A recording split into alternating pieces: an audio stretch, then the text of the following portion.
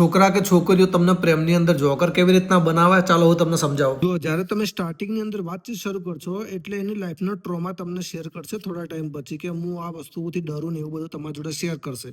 એના પછી એના એક્સની સ્ટોરી શેર કરશે કે મારો એક્સ આવો હતો ને મારો એક્સ આવો હતો, બરોબર, એટલે કે એનો બોયફ્રેન્ડ.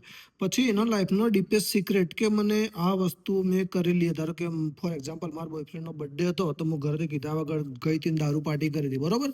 પછી એ તમે એ બધી વાતો તમને શેર કરશો એટલે તમે કન્ફ્યુઝ થઈ જાઓ, તો તમે પણ પાછા એના પર જે વીત્યું છે એને લઈને દુઃખી થશો, કારણ કે તમે બી એના પર વિશ્વાસ કરવા લાગશો. કેમ કે એને આ બધી વસ્તુઓ તમને શેર કરી એટલે તમે એને પછી પોતાની માનવા લાગશો અને એની સાથે તમે સિમ્પથી ગેઇન કરશો, બરોબર. તમે જે એકબીજા જોડે સમજ્યા અને તમે જે એકબીજા જોડે વાતો કરી એને તમે પ્રેમ માની લેશો, બરોબર. એના પછી એની ડિસ્ટન્સ બનાવશે, તમારાથી ડિસ્ટન્સ બનાવશે. એટલે કે ધારો કે આજે મળી તો અઠવાડિયા પછી મળશે, એવું ટાઈમ આપે ના આપે. ધારો કે તમે ફોન કરો તો તમારો ફોન એકવાર ઉપાડશે ને 3 વાર નહીં ઉપાડે, એ રીતનું. પછી વાતચીત ઓછી કરી દે. મેં કીધું ને કે એકવાર ફોન કરશો તો વાતચીત કરશે ને લગાડો પછી 5-6 દિવસ પછી વાતચીત કરશે. ધારો કે આજ વાત કરી તો કાલની પરમદાડે બપોરે મેસેજ આપશે કે શું કરે છે, બરોબર.